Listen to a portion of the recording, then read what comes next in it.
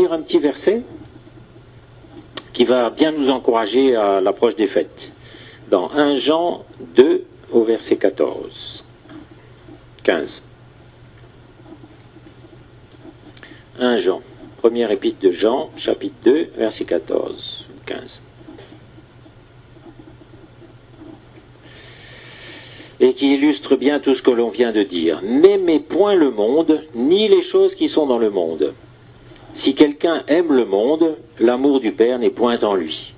Donc vous voyez qu'il y a vraiment deux mondes, deux univers, et soit on va s'attacher aux choses du Seigneur, soit on va s'attacher aux choses du monde.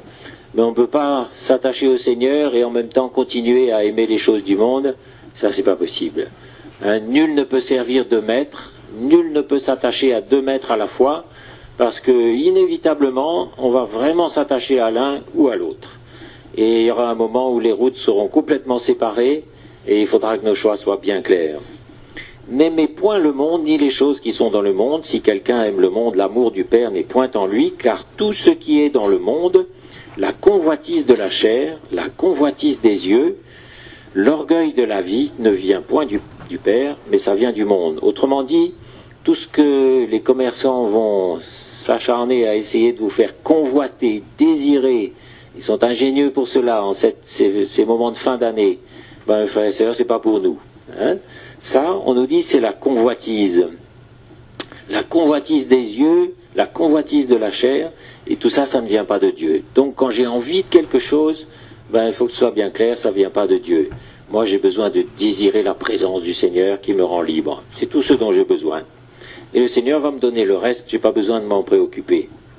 Et le monde passe, et sa convoitise aussi, mais celui qui fait la volonté de Dieu demeure éternellement. Vous voyez comment ces petits versets tout simples parlent à notre cœur ce matin, c'est tellement clair. Tout ce qui nous fait envie aujourd'hui, ça va passer. Vous savez, une très belle voiture, si on peut se l'offrir, 10 ans plus tard, on n'arrive même plus à la vendre parce que personne n'en veut.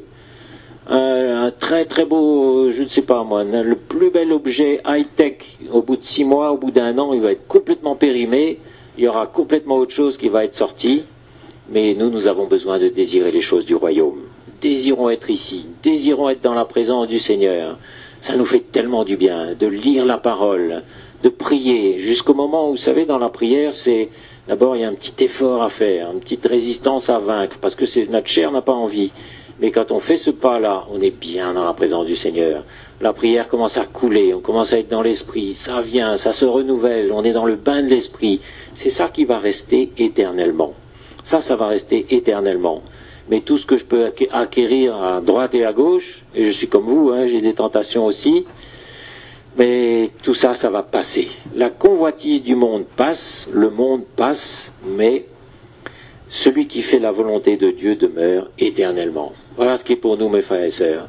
Des grands moments de joie, comme les jeunes ont chanté au camp de jeunes, là, il y a des grands moments de joie pour nous, beaucoup de satisfaction dans notre cœur, et une satisfaction qui ne laissera aucun arrière-goût et aucune amertume.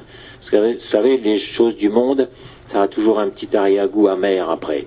Quand on se réveille le lendemain matin, on est barbouillé, on est amer, on a envie de plus, on n'est pas bien, mais avec le Seigneur, on a cette eau que dans la parole qui...